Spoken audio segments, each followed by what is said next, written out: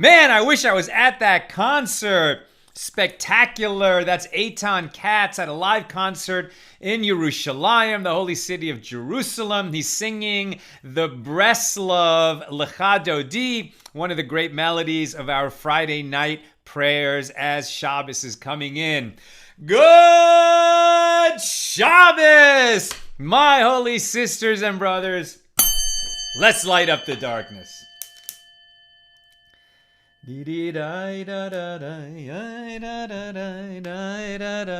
Ah, it's beautiful, beautiful, beautiful. Who's with us today as we get ready for Shabbos? Melissa from Great Neck, New York, Carol from Ohio, Harold from Oregon, Stephen from New Hampshire saying Shabbat Shalom, Yehudit Sobel, Shabbat Shalom, Nina and Sal, and all wishing you a restful and rejuvenating Shabbos. Beautiful. Guy is with us from Dayton, Ohio. Bill is saying Shabbat Shalom. Hannah says Shabbat Shalom from Mississippi. Randy from Florida. Frona from Arlington, Virginia. Pauline from Arkansas. Welcome, everybody. Welcome. Seems like the numbers are a little smaller than usual because the world is going crazy. Everyone's on social media now, and we're having to cut through a lot of noise. So certainly grateful if you share the show. Let other people know that we're live.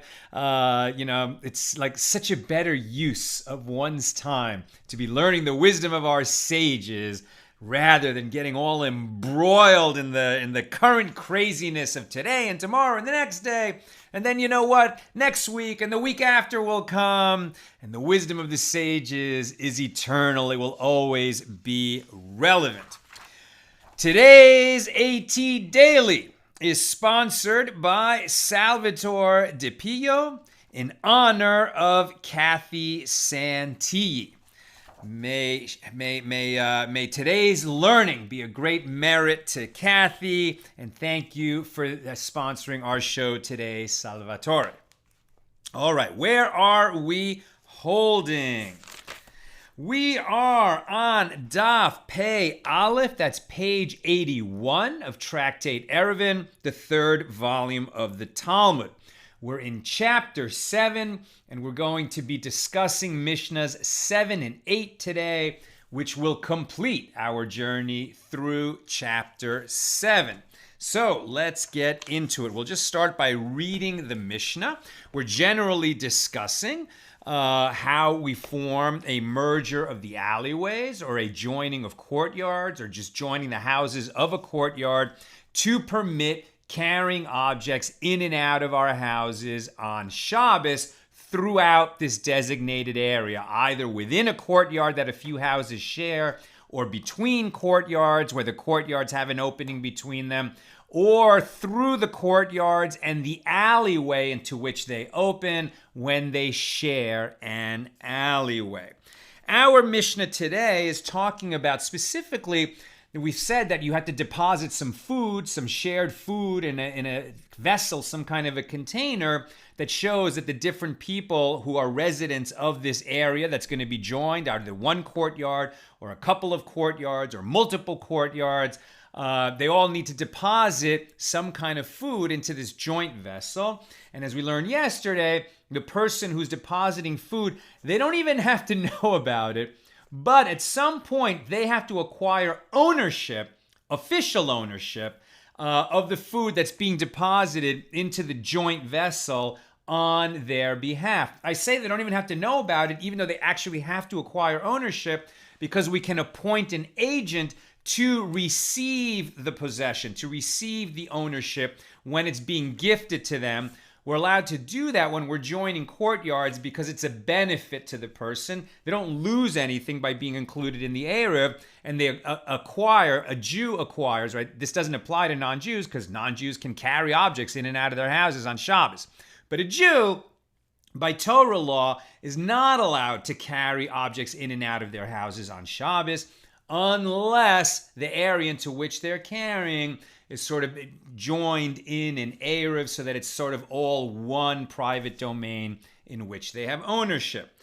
All right, one may join courtyards and merge alleyways, right? So merge alleyways, that's the phrase that we use when we're saying, what we're really saying is we're gonna join courtyards that all empty into one alleyway. We can actually merge multiple alleyways if that is the intention and everyone is participating in that, then we're really getting closer to the community eruv. But really, when we're talking generally about merging alleyways, what we mean is that courtyards that share an alleyway are going to become one domain. So, one may join courtyards. That would be two courtyards that really neighbor each other and have a direct opening between them. Or merge alleyways, two courtyards that open into a shared alleyway. With all types of foods, right? So all the residents need to deposit into this joint vessel a bit of food, or it needs to be done for them, but all of the residents need to be represented in the food that is added to that vessel of joint ownership. And all types of food can be used for this purpose, except water and salt. This is the statement of Rabbi Eliezer. Rabbi Yehoshua says that a different limitation applies. A whole loaf may be used for an eruv. With regard to a baked product, even the size of a sah, large, if it consists of pieces, one may not join courtyards with it. However, with regard to a loaf, even one as small as a coin, if it is whole, one may join courtyards with it. So the Mishnah is coming to teach, it seems that the first Tana, Rabbi Eliezer, says, well, we can use any kind of food, it doesn't matter. And as we've seen for joining courtyards, and particularly for merging alleyways, we often will, yesterday we're talking about using a barrel of produce, often where they use wine or oil for that purpose. But in today's Mishnah, and that squares with Rabbi Eliezer, who says we can use any kind of food except water or salt. But in our Mishnah, Rabbi Yehoshua says, no, it has to be bread, and then we're going to get into it. Really what the Mishnah says, because there's some words added here in the elucidation of Rav Steinsaltz, who edited this, and talking about this whole loaf. The Mishnah doesn't say that it's a whole loaf, but we're going to come to understand that from the commentary which follows. So what the Mishnah really says is that according to Rabbi Yehoshua, you have to use bread in the form of a loaf. And then we'll come to understand that what he means by that is that you need a whole loaf, not broken pieces of a loaf for this purpose. So the Gemara's first comment on this Mishnah is, wait a minute, we already learned this. Many pages ago, we had a Mishnah which said one may establish an eruv and a merging of alleyways with any kind of food except water or salt. It seems like we're learning the very same teaching once again. Why is it being repeated even at the Mishnah level?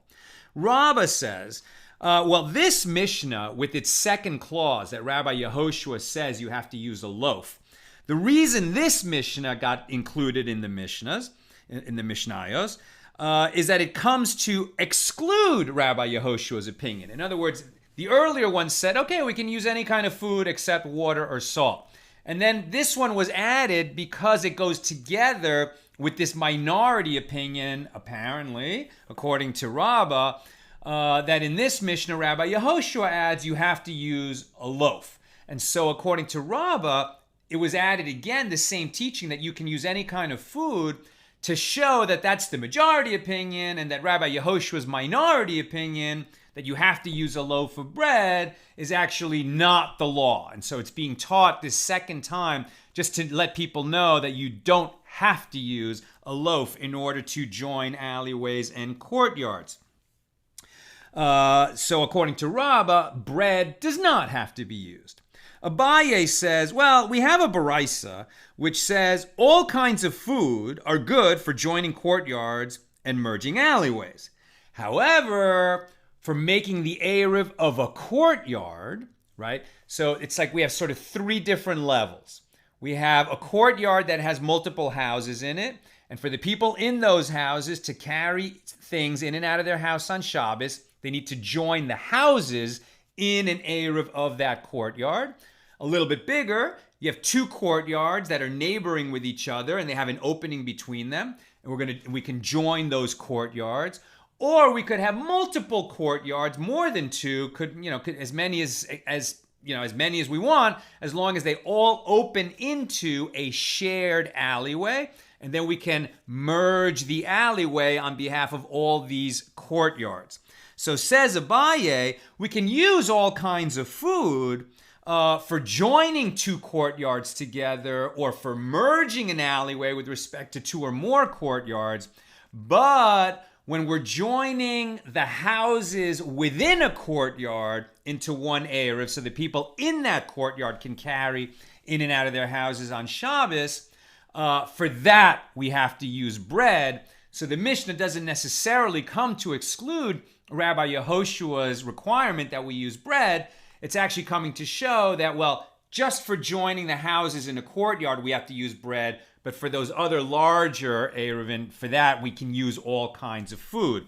That's according to Abaye. If this is new to you, just know this. If there are two or more houses sharing a courtyard, the sages in the time of King Solomon prohibited one to carry objects in and out of his house to that shared courtyard. Because even though it's a private courtyard only for, let's say, two houses, the fact that other people have a right in that courtyard besides you, if you're one of the residents of that courtyard, means that there's a flavor of public domain. Even though it's a private courtyard, since there's two houses, there's two groups of people that have rights in that courtyard, it feels a little like carrying from inside your house to the courtyard is like carrying from a private domain to a public domain.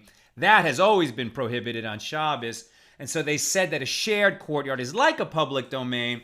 And the way we convert it, adjust it, legally speaking, into a private domain is that the residents of the courtyard have to be very neighborly with each other, collect some food from each of the houses, deposit it in a vessel, stored in one of the houses, and then they can carry in and out from their houses to the courtyard and back into their houses on Shabbos. That's the general principle here. Okay, now Rabbah Bar Chana says, Rabbi Yehoshua is teaching that if we're using bread, he's not saying that we can't use other foods. According to Rabbah Bar Chana, what Rabbi Yehoshua is adding in this particular Mishnah is that if we use bread, then the bread has to be whole loaves. You don't have to use bread, but if you do use bread, you need a whole loaf of bread and not just a slice or a chunk of bread broken off of a loaf. So if we combine that with Abaye's teaching, right, maybe we need to use bread just for the little courtyard eruv between houses, between immediate neighbors who share a courtyard. So if they have to use bread, then according to Rabbi Yehoshua, as understood by Rabbah Bar Chana, if you're going to use bread in that courtyard eruv, the people who are contributing to the eruv can't just put in slices or chunks of bread. Each of them who's contributing must put in a loaf of bread. And why do they have to put in a loaf of bread? Why won't a slice or a hunk of bread do the job? According to Rabbi Yosei ben Shaul, in the name of Rabbi Yehuda Hanasi, Rabbi Yehoshua's reason is to prevent the neighbors from arguing with each other and coming to have grudges and enmity between the neighbors who share this courtyard. Because one of them could say, hey, I contributed a loaf to the eruv, and that guy only threw in a slice. He should be as generous with his bread as I've been with mine. So to forestall arguments of that nature, Rabbi Yehoshua said, look, bread is not that expensive. Everybody has to put in a loaf. It doesn't matter if it's a tiny loaf, only as big as a coin, but you have to have put some thought into it, and you're contributing something that is whole and not just a piece that's broken off of something else. On a kind of spiritual level, this is nice. Because if you're donating to something that serves the community, you shouldn't just give as an afterthought whatever loose change you have lying around. If you're going to give, right, you're going to give with some thoughtfulness, with some mindfulness, and you're going to give something that is a whole gift. It doesn't need to be an expensive gift, but it is a complete gift, right? And it's nice that in Hebrew, a word everyone's very familiar with, even if they're not Jewish or speak Hebrew at all, everyone's heard the word shalom, right? Shalom, we use it as a greeting. It means peace. So most people are familiar with the shalom as a greeting, and most people know that the word shalom means peace. And when we say Shabbat shalom, for example, we're saying may you have a Sabbath of peace. But the word shalom has another meaning. The same root is shalem, which means whole. Whole, W-H-O-L-E, something that is whole, complete, entire.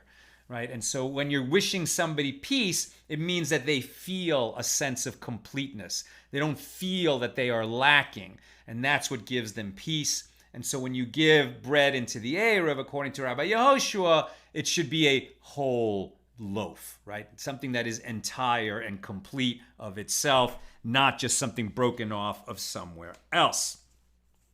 Rav Acha bar Rava says, well, if the problem is that some people are going to contribute whole loaves and other people will just contribute pieces or slices, and that's going to, create begrudging feelings in the courtyard, and people can kind of be jealous and angry and resentful, why don't we just say, well, let everybody bring broken pieces? Or if in a particular courtyard they agree with each other, hey, we're just going to bring broken pieces, we don't have to bring whole loaves, then since they've agreed, then they're not going to have this problem of grudges and resentment and enmity, right? Says Rav Acha bar Rava, and the sages answer him, no. Rabbi Yehoshua's point is better because maybe they agree like that today, but over time, somebody might say, I'd rather just give a whole loaf, and I always give whole loaves, and that guy doesn't give whole loaves. So as a policy matter, better to require people to give small but whole loaves when they're contributing to the eruv. It's a better policy, according to Rabbi Yehoshua. Rabbi Yochanan ben Shaul also says that, we require whole loaves, but there's one situation where a little piece can be broken off the loaf and we're still going to accept it for contribution to the eruv, and it's going to be a valid eruv. And what is that situation? Challah. Now, these days, when I think of challah, I think of Nina's challah, because it's so good. She makes 2 loaves of challah, fresh bread, amazing every Friday that we eat it by Shabbos dinner and Shabbos lunch, and what a blessing she brings into our home. Both how good and tasty it is, and also the care and love she puts into it when she makes it. And we're going to be doing a live show next Thursday evening when Nina is going to demonstrate how she makes challah, and that's going to be part of the Shabbos project. She'll put in the comments what time that's going to go, but watch for that next Thursday. Nina's challah making live show and class and tutorial, both on a physical cooking level, but also on a kind of spiritual and intentional level, how she makes the challah. But now what challah actually means is the little piece that you take out of your dough or even out of your baked bread. It can be done after it's baked, but it's more correct to do it before the bread is baked when it's still dough.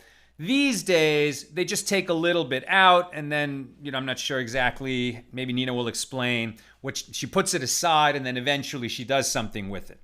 But in ancient times, when we inhabited the Holy Land, when there was the ancient kingdom of Israel, and the temple was standing, and so there was always the tithing that went along. The first the Truma Gadola, the first 2% of produce on a farm would be given to the priests.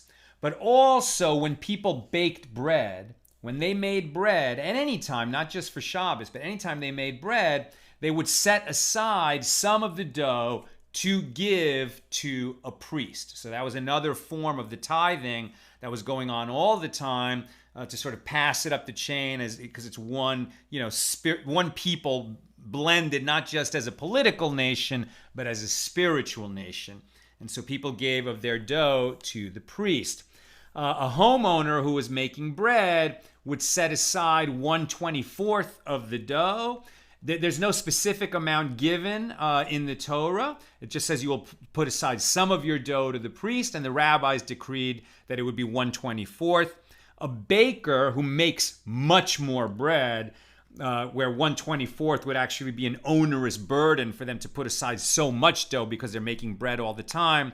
So a professional baker would set aside 1/48th of the dough for the priests. Now, you're supposed to do that when it's still at the dough stage, after you've kneaded it and you've got dough, and then you put aside a little for the priest, and that's called the challah. But if you didn't set it aside and you ended up baking the bread, and you could still take away some of that bread to give to the priest even after it was baked. So says Rabbi Yochanan ben Shaul that if you took just a little piece of the bread off, that's not considered that you just gave, a broken piece of bread for the purposes of the eruv. People will understand that that little missing piece was the challah that was going to be set aside for the priests. I said that. And Rav Chisda taught that if you had, by mistake, a loaf of bread broke, you didn't mean to take away some of the bread and only contribute half a loaf into the communal eruv so that everyone could carry on Shabbos, but the loaf broke by mistake. And he actually said, if you can actually put the loaf of bread, the two broken pieces, back together using like a little wooden chip or a wooden stick inside, and you kind of stick the two halves with the stick in the middle, you're not going to eat this bread, right? It's just going to be in that communal basket for the purposes of the eruv. And the ruling is, if the loaf broke, but you can fix it in a way that the seam is inconspicuous, okay, then you could put it in the eruv. But if it looks like these are two pieces of bread that maybe they went together, maybe they didn't, it's just kind of stuffed together, then no, right? So there's a certain amount of leniency, but not to the point of where you're getting tawdry and just throwing your scraps of bread into the eruv. They want you to give something that was thoughtful. So if by mistake it broke, but you can put it back together so it still looks like a whole loaf, then that would be acceptable. That finishes our discussion of the 7th Mishnah. And now we're going to discuss the 8th and final Mishnah of our chapter 7 here in Tractate Eruvin. So let me read that Mishnah to you. A person may give a coin, to a grocer or a baker if they live in the same alleyway or courtyard, so that the grocer or baker will confer upon him possession of wine or bread for merging of the alleyway or an eruv, if other residents come to them to purchase these products for that purpose. This is the statement of Rabbi Eliezer, right? So if we happen to live in a courtyard or share an alleyway with somebody who's a professional, right? Somebody in the wine business or somebody who's a professional baker, so they've got lots of bread sitting around or lots of wine sitting around. So what I might want to do is just say, all right, instead of baking a whole loaf or buying a whole loaf somewhere else, I'll buy it from my neighbor who's a baker. So I'll just give him some money and tell him, hey, here's some money. Put a loaf of bread for me into the eruv, and then I have participated. I didn't put a loaf of bread into there, but I bought one from the baker and he put one in there for me. Can we do this? Rabbi Eliezer says, yes, you can do this. And the rabbis say his money did not confer possession on him, as the transfer of money alone is not a valid mode of acquisition and cannot confer possession. One must perform a valid mode of acquisition, for example, pulling the article into one's possession to transfer ownership. Now, this is why the title of today's show is, when does a sale become final? Because according to Talmudic law, according to the rabbis, right, according to their understanding of Torah law, when you give somebody money for something that you're going to buy from him, the sale is not final. If you gave him the money, he owes you, right? He can't just take your money. But he has a choice at that point to give you your money back or to give you the object that you intended to purchase.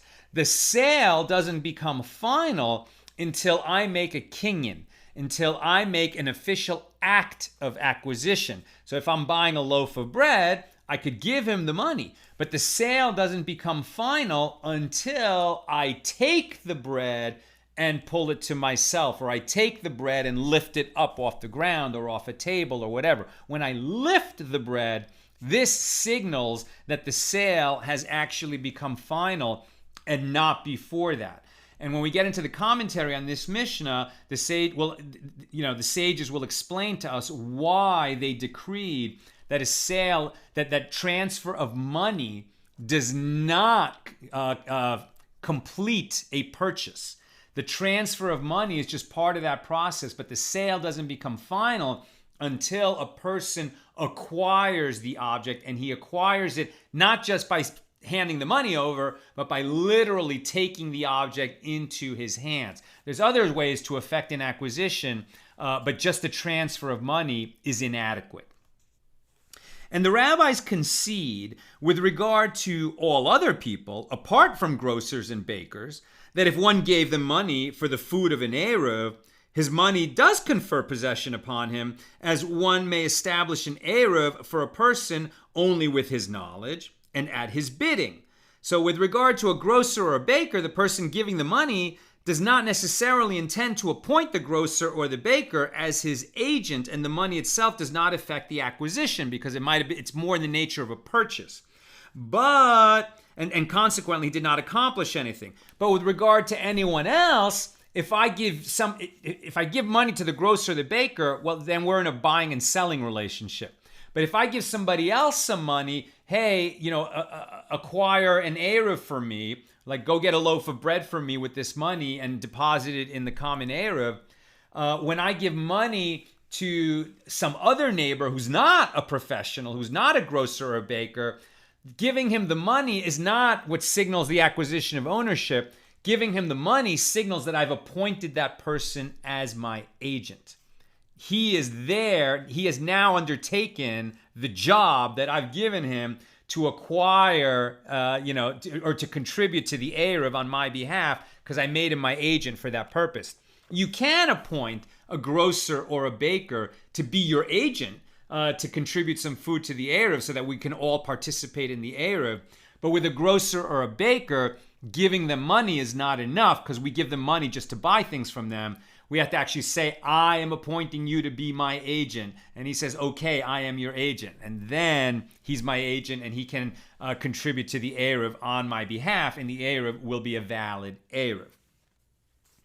Rabbi Yehuda said, in what case is this statement said? It is said with regard to a joining of Shabbos boundaries, but with regard to joining of courtyards, one may establish an eruv for a person either with his knowledge or without his knowledge. The reason is because one may act for a person's benefit in his absence, but one may not act to a person's disadvantage in his absence, right? So I can just act as your agent because we're neighbors, and I'm going to, deposit some food for you. I'm going to first have somebody else receive it on your behalf, right? We talked about this a couple days ago. So I'm going to be your agent to join some food to have you join in the eruv, so I have to do that with your food. So if I have some food that I'm going to give you, somebody else has to receive it on your behalf. I give it to a third person. He receives it on your behalf as your agent, and then he deposits it in the eruv, and that only benefits you. So even though you didn't know about it, it's like you participate in the eruv, and that works. That's for joining houses in a courtyard, or joining courtyards, or merging an alleyway.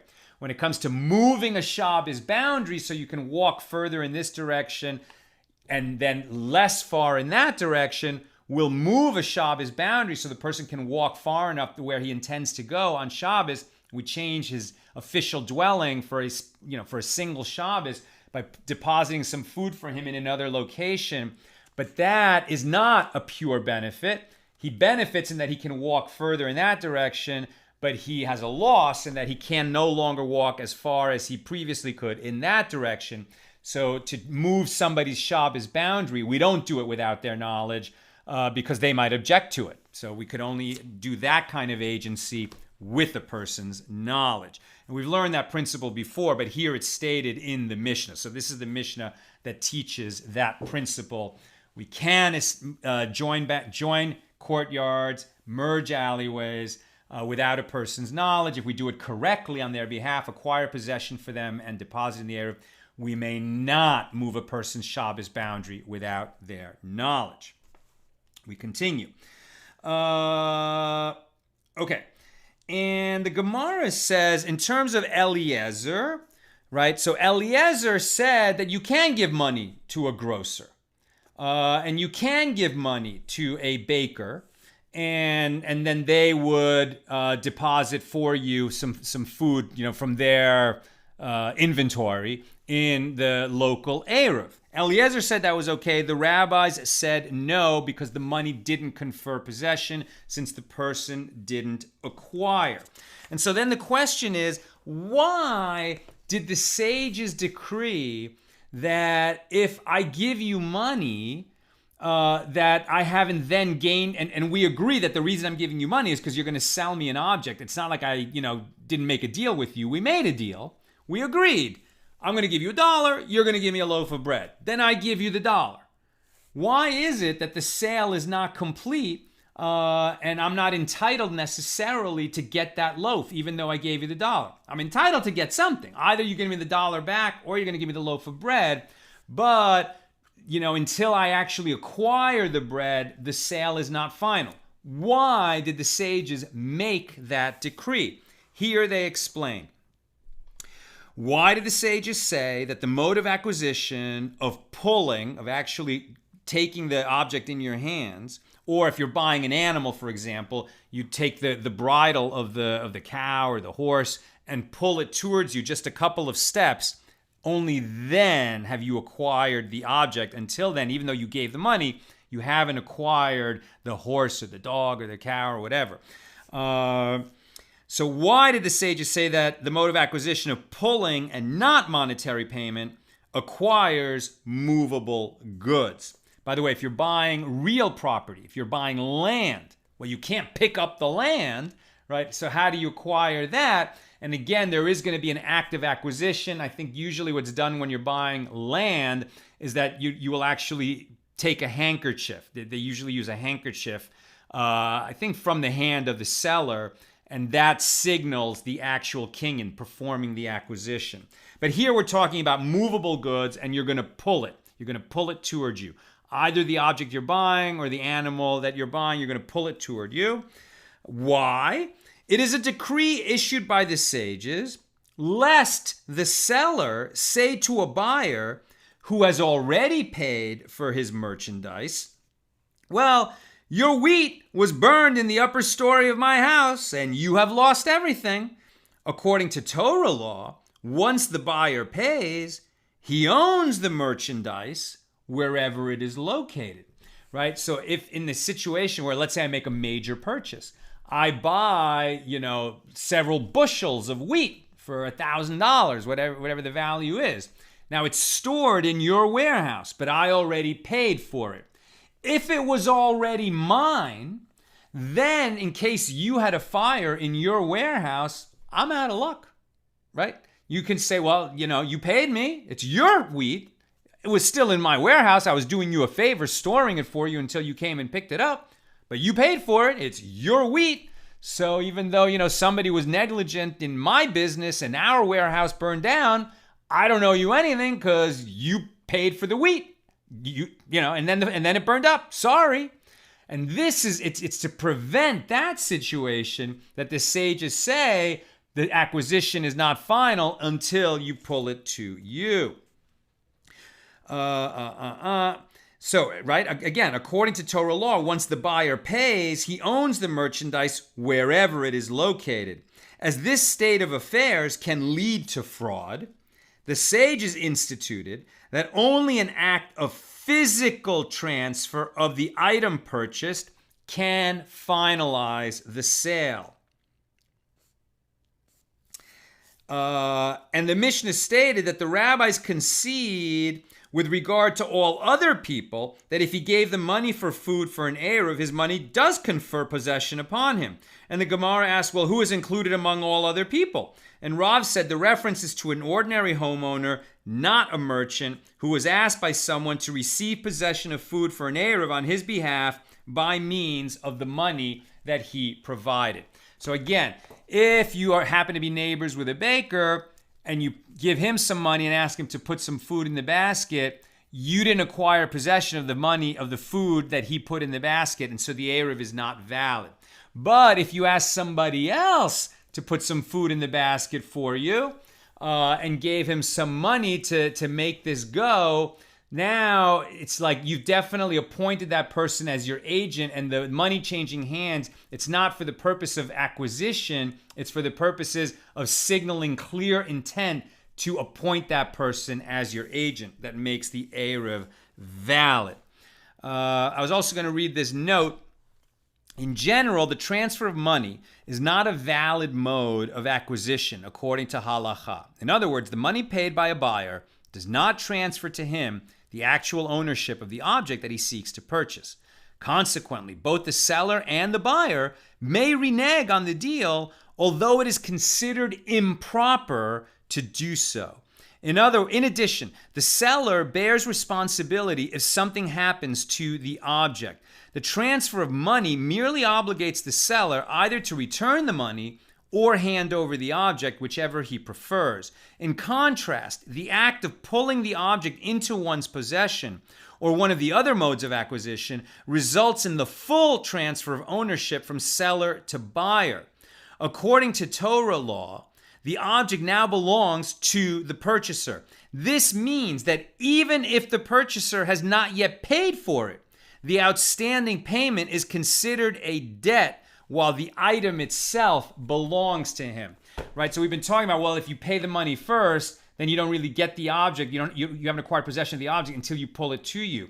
What if you pull the object to you before you pay for it? Is the object yours? Yeah, it is, because you've already made an oral agreement that you're going to buy it, and then you pull it to you. Now that object is yours. You owe the money. Right? You owe the money, but he can't ask for the object back because you already agreed that you were going to purchase it. The money is a debt. You must pay it. None of these rules are going to, enable fraud. The whole purpose of them is to avoid fraud. Okay. And the last thing I want to mention, we saw this, I don't know if it was in Tractate Brachas or Shabbos. I think it was in Shabbos. We've seen this rule before, and it gets repeated here. With regard to witnesses that can testify in a trial under rabbinic law, there are certain people who are disqualified to be witnesses. Right? There are certain people who are not allowed to be witnesses. So, for example, I'm pretty sure, like your family member is disqualified from being a witness because they're biased, right? So there's a problem of bias.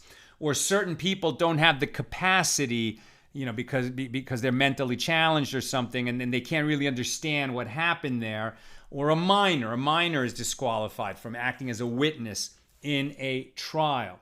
Another group of people who are disqualified from being witnesses are gamblers, professional gamblers. This is very interesting, right? Why? Why is a professional gambler considered by rabbis to be disqualified from giving proper testimony as evidence in a rabbinic court of law? And the reason is because a gambler is considered to be a robber. A professional gambler is considered to be a robber. Now, this obviously goes completely against sort of the law as we understand it in the year 2020, let's say in America. Under American law, there are plenty of very decent, nice people who make a living as professional gamblers in Las Vegas or on the poker tour or wherever. And we're not saying that there's anything wrong with those people or that that somehow they're immoral. That's not what's being said here. However, according to the rabbis, there is a problem with a professional gambler, and it has to do with this concept of acquisition. The rabbis explain. The following people are disqualified by the sages from giving testimony, as they are people who commit transgressions for profit. One who plays with dice for money, one who lends money at interest. Now that's prohibited. You can't lend money. A Jew can't lend money to a fellow Jew at interest. That's usury. That's prohibited by Torah law. And those who fly pigeons. In other words, gamblers who, this would be like professional gamblers in horse racing. They used to do it with pigeon racing, right? So people who arrange competitions between pigeons while placing wagers on which bird will fly faster. So why are professional gamblers disqualified from being witnesses? The reason for the disqualification is that those who play games of chance do not fully relinquish ownership of their gambling money, as they expect to win their bet. Consequently, one who accepts money in such circumstances has effectively taken something that the giver has not wholeheartedly handed over, and he is therefore like a robber, at least by rabbinic decree. And the list of those disqualified from giving testimony also includes merchants who trade in the produce of the sabbatical year, which may be eaten but may not be sold as an object of commerce, right? So every 7 years in ancient Israel, the land was rested, the farmers wouldn't plant, and you could eat food from the land that grew naturally, but you couldn't harvest it and sell it for profit. And people who did that, who sort of overt sinners, would also be disqualified from giving testimony in a trial. But back to this issue of the gamblers. So the concept is, right, when I'm going to sell you a loaf of bread, as we've seen, whether the money changes hands first or not, really what's going to affect the sale is when I hold out the loaf of bread and you take it from my hand. That's when the sale actually happens. Whether the money changes hands before or after, the transfer of ownership is when you take the loaf of bread from my hand. And we both agree that at that moment, I've relinquished possession of the loaf and you've acquired possession of the loaf. And then the money and the obligation to pay for the loaf just follows that transfer of ownership. A gambler, it's like, professional gamblers, right? They expect to make money. They're in it to make money. So when they put up a wager, when they put the money up as the stake, they don't relinquish it. They expect to win it back. So they haven't put it up. It's almost like, I'm not sure, I haven't researched this, but like buying a lottery ticket would be fine in the sense that you're paying for a chance and you let go of the money knowing that it's gone. But I don't know, maybe they wouldn't say that it's okay in the case of a lottery ticket. I have looked up this question before, and friends getting together for a friendly game of cards where really what they're paying for is the entertainment and the pleasure of each other's company, and the stakes is like, whatever. That's just paying for the fun of playing cards together. That's okay. And obviously charity tournaments happen all the time where you're really putting in money for a good cause and then having an entertaining evening of playing cards. But professional gamblers, right, they're really trying to win money that people thought they were going to win, and they're taking it from them. And so you can almost see that there's a connection between this and con men, right? How do con men operate? These are real crooks. I mean, con men are people who defraud people out of their money. But very often, how are they able to get money from the people who are being conned? Often by offering them a deal that's a little too good to believe, right? And it's like the person is, they see the dollar signs and that's how they fall for the Ponzi scheme. It's a little too good to be true, and it was too good to be true. And so the person who gives the money, they didn't give the money in order to lose it. They didn't give the money in order to be entertained. They only put up some money because they expected to make a lot more money, but the con man just grabs that money for himself. And a con man, or in this case, according to the sages, the professional gambler, is not somebody that they trust to give honest testimony in a court case. Okay, that's what I've got for us today. Let's see if there are any questions or comments.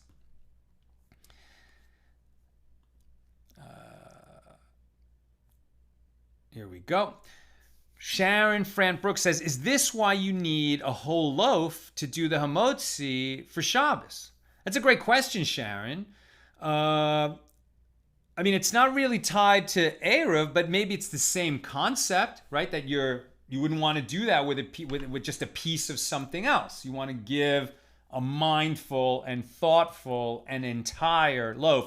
This is just an answer off the top of my head. I haven't looked up why motzi, the blessing over bread at a Shabbos meal, needs to be made over a whole loaf. But it certainly seems consistent with this same thought that we learned here in Mishnah number 7. Frona Adelson says, but one loaf could be bigger than another. People get into fights about everything. Of course, and that was my thought too. So how does Rabbi Yehoshua account for that? Won't they have the same kind of enmity? If one could say, well, every week I put in a big loaf, and that guy puts in a small loaf. But, I think they're all on notice, right? The requirement is a whole loaf, and there is no requirement as to how big it should be. So people just then are going to give the loaf that they want to give. But it is a good question, very good question. Diana Ruth Davidson Lerner, you are making this material so much clearer for me. I didn't understand the whole pulling thing until just now. I'm very glad to be of service, Diana. Lynn in Texas, merchants tend toward this also. If you don't get the shipment undamaged, or if you drop the item before you leave the property, we haven't received it, and often they will replace or reimburse. Right, and like I remember many years ago, I was taking a golf lesson, right? And then the teacher, like a sort of business for her to make a little more money than she could make just teaching, was selling golf clubs. And so she said, oh, why don't you try this golf club? And I tried it, and it was like, oh, this feels really good. And she's like, well, maybe you want to buy it. And I said, well, maybe. And then I took another swing, and unfortunately, I was a horrible golfer at the time. I can't say I'm such a good one now. But I hit the ground with my rotten swing, and like the shaft of this driver broke. And it was an expensive golf club, and I was like, oh man. I mean, I hadn't bought the club. I had expressed an intent to maybe buy the club, but certainly hadn't said, yes, I'm going to buy it, or, now it's mine. And I was afraid, is she going to charge me for it? And, she had definitely that attitude of keep the customers happy. She's like, no, don't worry about it. Though I would appreciate if you now would buy one. I did end up buying one. Because again, when merchants take care of their customers and don't, make them feel like they're pressured, etc., and that, they're not responsible until they leave the store with the object, it created a good feeling. And I ended up buying the driver. So I think you're right, Lynn. That's a good way for merchants to act. Charles Abraham Ramirez Verdugo says, Shabbat Shalom, Sal. Good Shabbos to you. When it comes to the act of purchasing an object, can one buy an object from the person who previously bought one's object? Sure, there's nothing against that. As we've seen in terms of in an eruv, right, where one person didn't join the eruv, let's say there were 4 houses in a courtyard, 3 of them joined the eruv before Shabbos began, the 4th one intended to and didn't. So he's going to restrict everyone in the courtyard from carrying on Shabbos unless he renounces his rights, officially renounces his rights to the others. He can't carry on Shabbos anyway, but by renouncing his rights in the courtyard, the others can carry in and out of their houses. As we've seen, what the sages didn't like would be, and then what if, let's say there were 2 houses in a courtyard and they didn't form an eruv. So then on Shabbos, one of them could renounce his rights, and now the other one can carry because there's only 1 house in the courtyard. The second one renounced his rights, and when there's just 1 house in 1 courtyard, you can carry. You don't need an eruv. So what if that was a situation, 2 houses in the courtyard, they didn't make an eruv, one of them renounces his rights in the eruv, so the other one can carry stuff in and out, but then during Shabbos, the one who received the rights, could he then transfer the rights back And now he can no longer carry, but the first one can carry in and out of his house. And the sages didn't like that, where they would just sort of toss the rights back and forth. And they basically said you can only transfer those rights once. Here, you've asked a different question, just in the purchase and sale of an object, really irrespective of Shabbos. Can I sell it to you? You acquire it, and then I say, you know what? I wish I'd kept it. I'll give you a little more money. I want to keep it. It's sentimental value to me. And you sell it back to me, and then I acquire it back when I take it from you. Sure, why not? Of course you can do that. People buy and sell and buy back again all the time. It certainly happens in the stock market every day. As prices go up and down, people buy and sell the same things back and forth. Sharon Frant Brooks, I learned this Mishna about the gambler at JTS, the Jewish Theological Seminary, but I don't remember this understanding in relation to acquisition. Interesting. And finally, Lynn says, Chachinuch disqualifies anyone who is not Shomer Shabbos as he puts them on the ban with others as wicked. You're saying that to testify in a rabbinic court, someone who's not Shomer Shabbos is disqualified? That's interesting. And remember, very important, these are not laws that we live under at the national level today, right? These are laws that obligate Jews, but when we're talking about testimony in a court, that's in a rabbinic court, in a beis din that's going to be judging religious issues. We can learn the principle, and it might be interesting, in our dealings with other people. But obviously, we are subject to the laws of the land in the nation in which we live.